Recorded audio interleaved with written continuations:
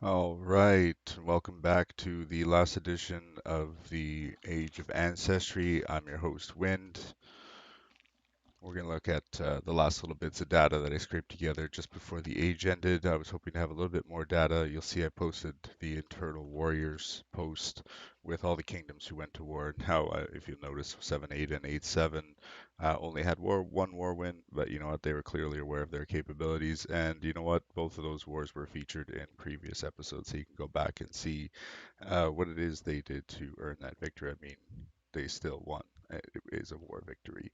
And with Getovet's crowning in the province crowns, it's worth mentioning them there as well. If anything, that Orc kingdom shouldn't really be in there, as their war was 6 versus 3, pretty much. But anyway, oh, cool. Howdy from Phoenix. Nice to stop by, Phoenix. We're going to take a look at this sweet end of age banner that Lady Augustina made me. It's pretty sweet. There you go. Look at that. End of the world as we know it. That's right. Pretty sweet. End of age 92. So without further ado, let's jump in and see what last little bits of data I was able to scrape together before the age ended. And I just got to do a mic check on the next screen. Sometimes it messes around. All right, it looks like everything's still working there. We are good to go. So this is my province in the last tick. Well, as you can see, apparently the last 10 minutes. See, here you go. So I was able to grab data from the last 2 minutes before the game ended. All right, a quick look at the charts. Who is in the top? I mean, it's pretty obvious 4-4. Who else we got here? Warbirds. Just look at the list down here. So, you know what, I'm just going to make this a little bit easier. Just normally have this zoomed in. You know what? It's not going to work like that because if I refresh the screen, we're going to lose the data. So anyway, you're going to have to deal with my massive screen. All right, check this out. Templars. Wow, how the heck did they get up there? Syndicate Evolution Milkman. Interesting, interesting. How did Tom's Kingdom get there? That doesn't make any sense at all. And look, there's Ghetto Vets again. Enigma. And I want to know who 712 is. Is that the actual kingdom name? Um, or is it just like something, so did something happen during the age that made your kingdom the name that you put here? Or again, is that just the theme you were going for? Definitely let us know. All right. So that's the top 10 chart. Let's take a look at this other top 10 chart. Now, I believe this is actually the top 10 kingdoms, or is this honor? Let's take a look here. 129,000. Oh, interesting. Okay. 4-4. Yeah, so this is the honor chart here. 4-4 definitely cleaned up there. I mean, they were dominating basically since year three here. I mean, even year two is basically when they essentially took the lead, and no one was really able to match them in honor. So that's definitely worth mentioning. But as you can see, the rest of the top kingdoms here are mashed up together. I mean, it's kind of the same lineup that we're going to see in the rest of the charts.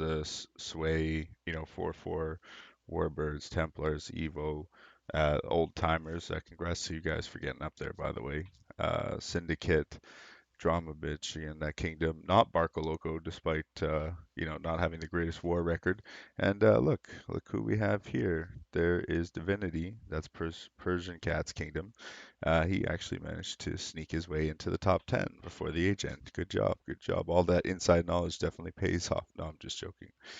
You're really good at what you do, Persian. All right, so let's take a look at what I got up here next.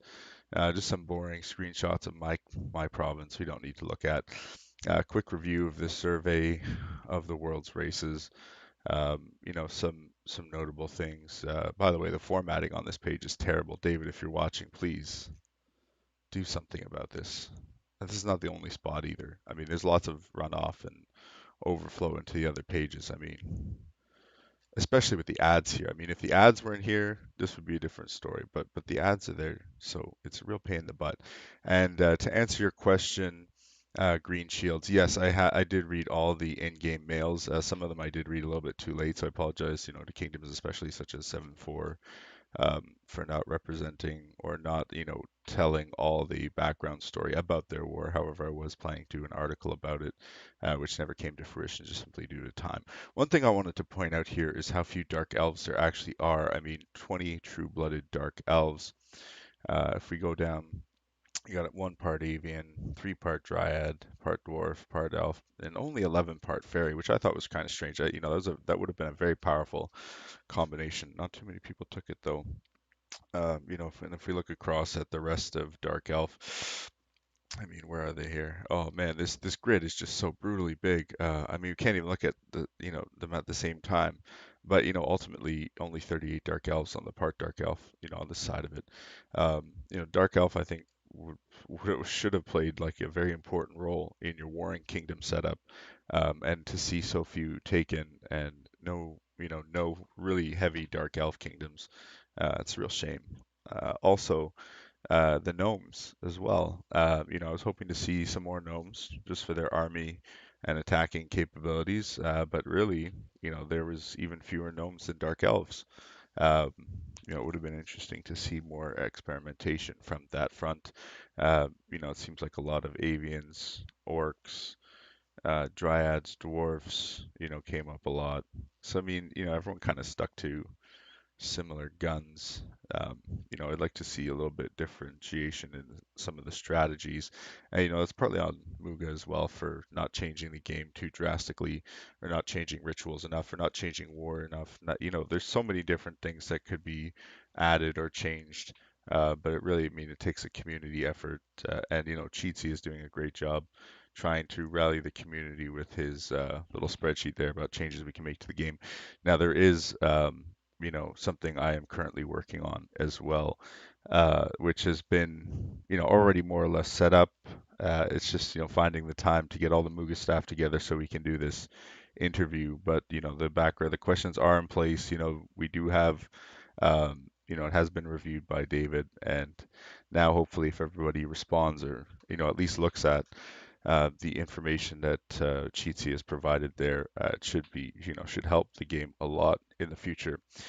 We are coming up on the 100th anniversary of the game as well. I mean, it is still quite a ways away, but time passes faster than you think. So it'll be here sooner than you know it. I hope everyone has some great plans in mind for that time. I know I do, I know others do, and so does Muga. So I mean, hope to cover some of that in the podcast. I mean, there should be some great stuff coming in the years ahead. So without getting too off track here, let's look at the most honorable kingdoms in the world. Now again, this data was grabbed right at the last minutes of the age. 4-4, of course, at the top. Sway and Warbirds are top three.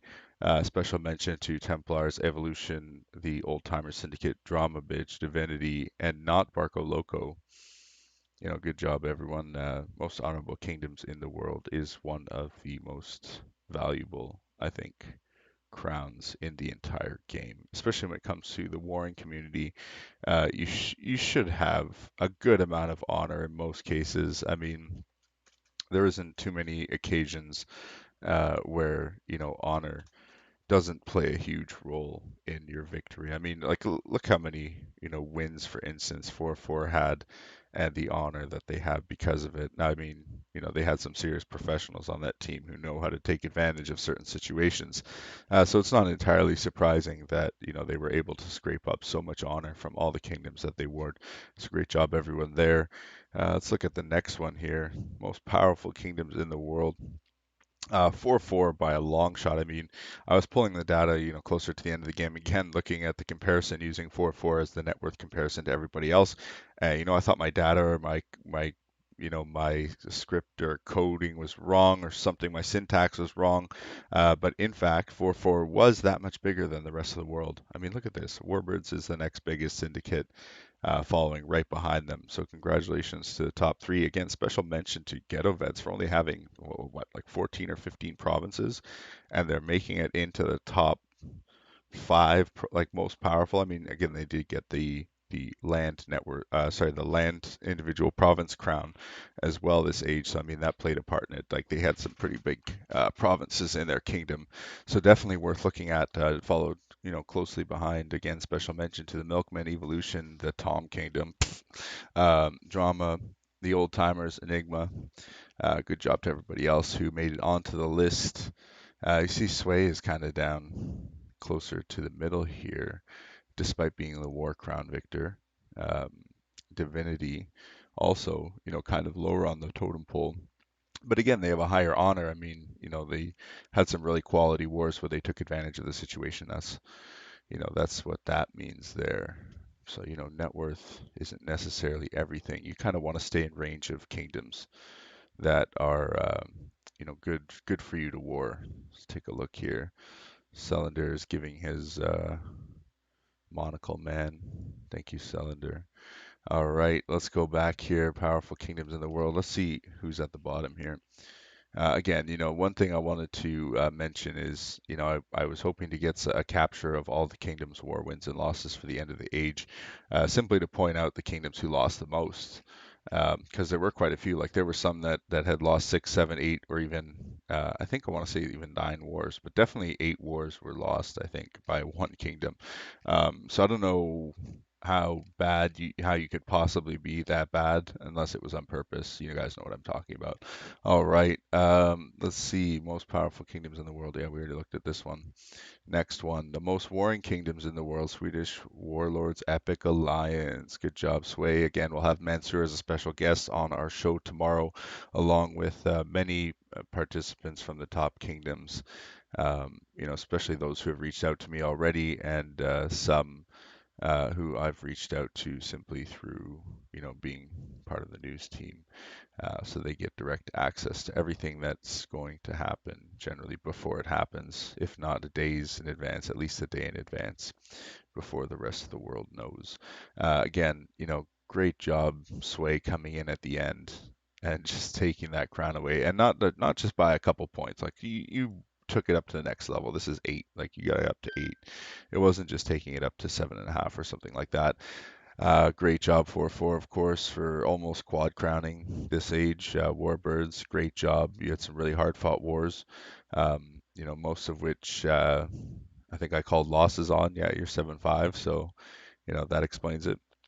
Evolution, drama, bitch. What the heck is this guy doing in here? There you go again. Top 10 kingdoms here. Special mention to Dux's Quack, Enigma, Divinity again, Syndicate. Good job, Good job, Shia. Templars, nice. Templars consistently coming in the top 10 past few ages. Great job, guys. And of course, how could I forget? I have to just shout them out. Dyslexic Defenders. I think that's supposed to be vicious. Yeah, definitely. Good job, guys. Daily Sexia. That was a good one. All right, Sway, look at that dancing happy dance. They took over the world here. The warring world, that is. Look at that. Nine. Holy cow. 9 wars. That is intense. And they were undefeated too. So great job, Sway. I mean, look at these provinces here. At the end here. Got some counts, marches, some princes. Let's look at the top end here. What do they got here? Prince, prince, princess, princess, prince, marquis. Wow, that's a good number of princes. Good job to everyone there. Good job to the entire kingdom. Pretty decent ranking here. Let's look at the next kingdom. Again, this is just going by war win list. The war win list. Sorry. Look at that. 4-4, 1-1-1. Honor rank across the thing. Average relative opponent size 96. It would be rough to get waived by them. Look at that. Look at that cat crown there. That definitely tells you something about who's playing in that kingdom. If looking at the list here doesn't tell you already, they were nice enough to tag as most of their names, if not all of them. I recognize pretty much all of these, so great age, everyone. Amazing work. Let's see what we got here in terms of honor.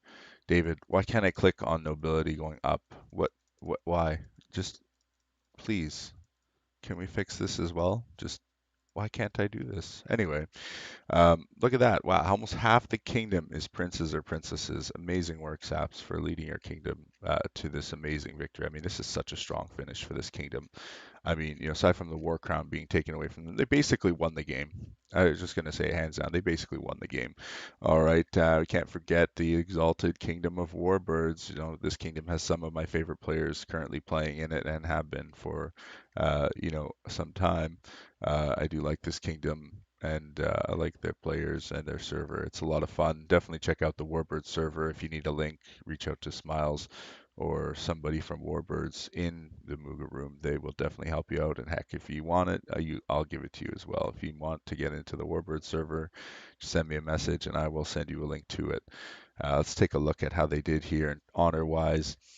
They did end with a prince. They definitely didn't take as much honor, as the top two kingdoms there.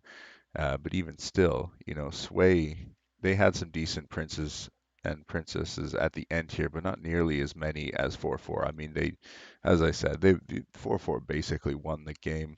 Um, but again, Warbirds had a very strong finish as well. They were undefeated as well. Coincidence or not, the top three kingdoms in Warring are undefeated. That says a lot about your competition here. And look, Pillow Talk, who is Evolution, came in fourth place here in Warring. Great job, Pillow Talk. You had a very strong performance this age. Probably, I'd say your strongest performance ever since I've been paying attention to the kingdom. So excellent work there to everyone, especially Sadira and crew. Thanks for providing the information about your wars during the podcast. It was very helpful for me and for the community. Here's the Drama Kingdom. I kind of wanted to know a little bit about the history behind this. It looks like it's probably just a play on words. That's their theme here. Looks like they're all superheroes or something like that. Definitely superheroes or some type of fantasy novel characters. Interesting kingdom. They did very well, actually. Were they undefeated? I don't think so, but they definitely did extremely well for Kingdom. Nobody seems to really know anything about it. And look, they're at war with old timers. Another kingdom that's in the top 10. That just goes to show that the top 10 or the top warring kingdoms don't always just farm out or farm out the same opponents all the time.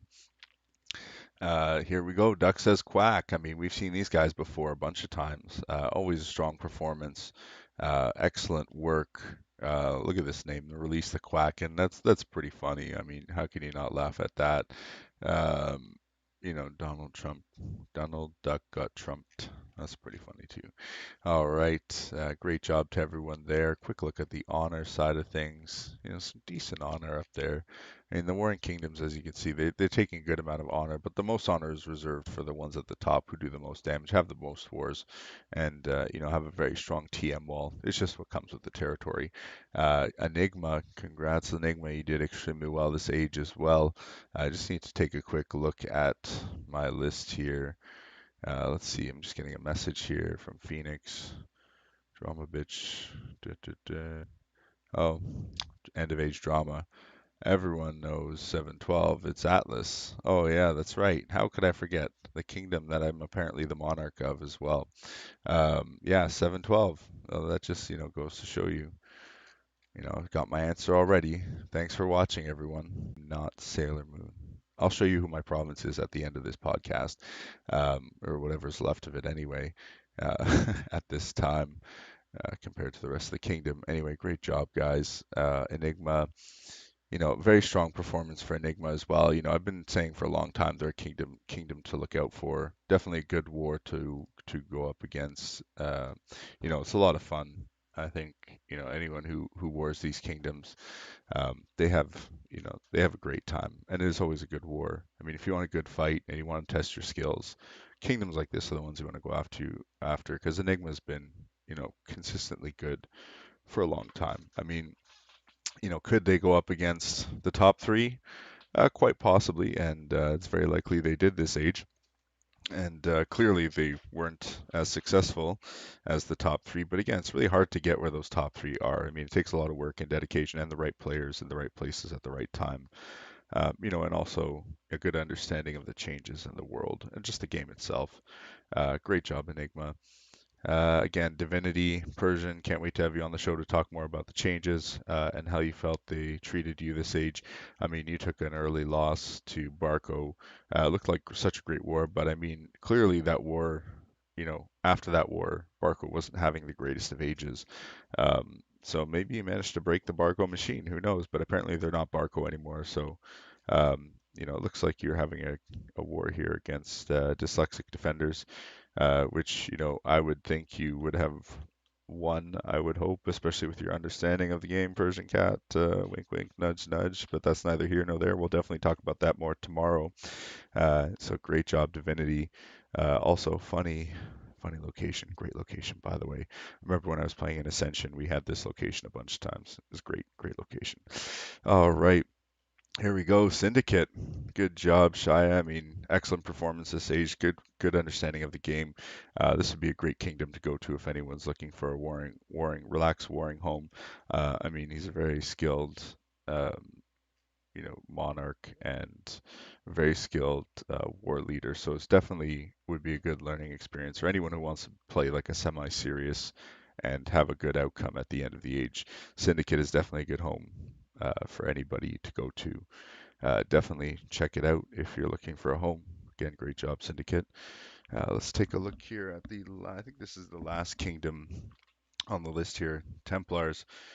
Great job, Templars, for making it up here again. Again, consistently one of the top warring kingdoms, and usually in the top 10. I mean, look at this: net worth 12, land 3, honor 4. I mean, that's really what counts here.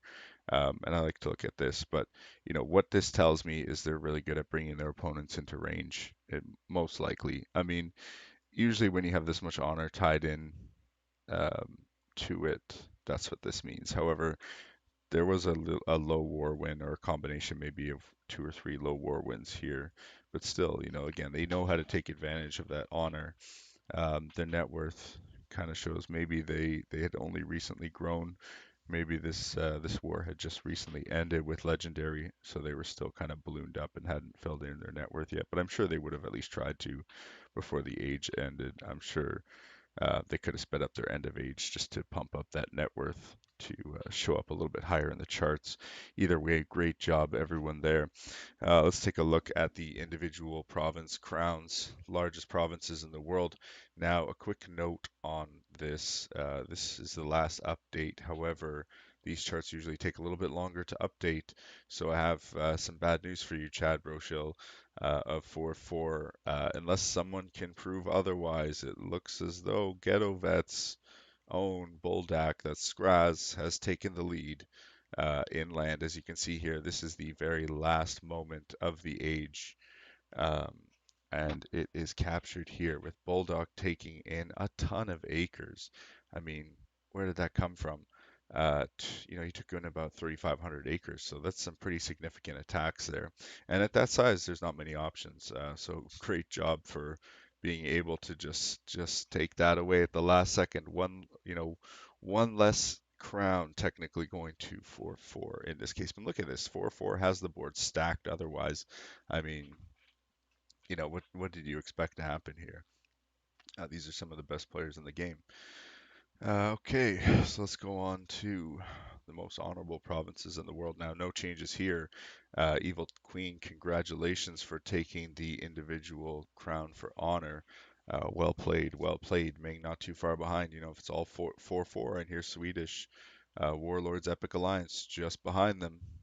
What a shock there. They came in at the end with that honor from that last war win. Again, look at this, 4-4 just has the board stacked, and then Warbirds and then everybody else. So great job to everyone at the top here. I mean, definitely looks like this age was a little bit one-sided, maybe. All right, let's look at the most powerful provinces in the world. No surprise, 4-4 takes most of them, with Bulldog coming in the top 10, top 9 here. Great job again, Ghetto Vets, for running that cow hard. All right, great job, everyone. This is just a last look at the war chart here. There were some wars that looked like they just started.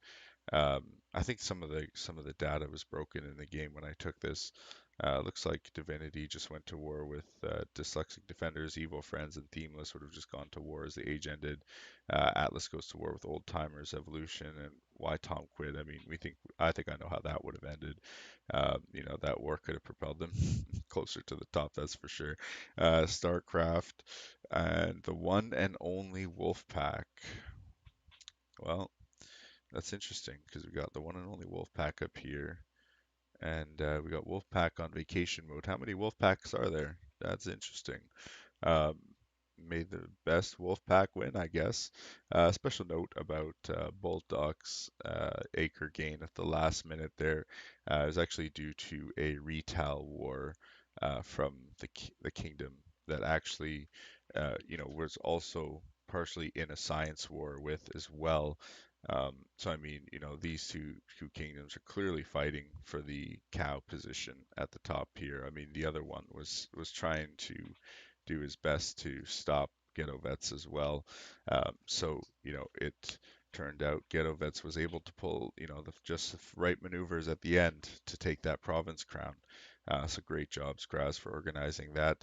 And as I said, I was going to tell you who my province actually was um, this age, and I'm going to tell you right now.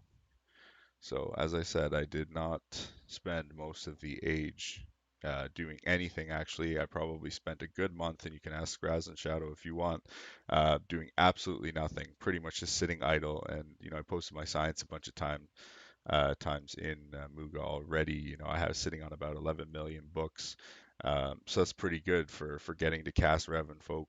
At least half the time, even when I was playing. So that definitely shows you the power of human, and I think Getovest did a great job showing the true power of human in um, this age. So great job to Ghetto Vets and great job to everyone. Special thanks to Dragon Portal for hosting all this great information. Definitely a resource everyone should check out. Totally worthwhile.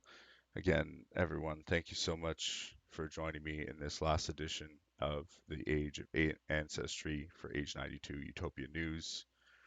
This is your host, Wind, signing off, and we hope to see you all bright and early in the morning or in the evening, whatever time it is for you, or possibly afternoon, for our next live warcast, which is actually starting probably in the next 11 to 12 hours, I'd say, which is going to feature many different war leaders from across the world. We hope that as many can join as possible. It will be quite a long broadcast, so I don't expect everyone to stick around. Um, we will have to switch rooms probably from time to time just because the timer will run out on um, the Google room that we're using for meets. So, just be aware of that. There will be some downtime. But we'll try and get it all done as quickly and as fast as possible. I mean, we have quite a lineup for you as well. Um, we got Dorje, Elmo, possibly Phoenix or Jas, Persian Cat, FFW, Sap, Smiles, Redbird, possibly Chad Brohill, Intrepid, Mickey. Someone might be joining us from Enigma. Not sure yet. We've got a representative from Cage's Kingdom. Uh, we've got possibly definitely Mansoor is going to be there. And so we have some interesting questions for him. So thank you, everybody, for great age. And I look forward to see everybody age 93. I'll be doing some different kinds of experiments this age, so let's see how it goes, everyone. As I said, there will be some changes to the way that the podcast and the show is running. What I'm going to do this age is instead of working on the podcast coverage at the beginning of the age, I'm just going to cover it with the charts so that we can track all the wars and keep track of, everyone's wars and what they're doing out in the open so everyone can see it. And then later in the age, around the time that these podcasts stop, so around year 6 or 7, I will start with the podcast and we will intensify and get as many guests and speakers on the show as possible. We hope to possibly finish the work on the Utopia Future of Utopia podcast as well, with Sheetsy has, again, as I said, distributing a sheet for everyone to put their comments and ideas on. But just be aware that I do have a copy already that David and I have gone over several months ago, but we still hope to release and go ahead with that podcast, pending we can get everyone on board from Muga and everyone on the chat at the same time. There are some technical difficulties we'll have to get around again with regards to the Google Meets rooms and things like that, but it's not unconquerable. So thank you again for a great year, everyone, and stay tuned. We are going to see a great age 93, despite what the final changes are, which should be coming soon, I think. Any moment now, guys. We're waiting. Thanks, everyone. This is your host, Win, signing off. Have a great night.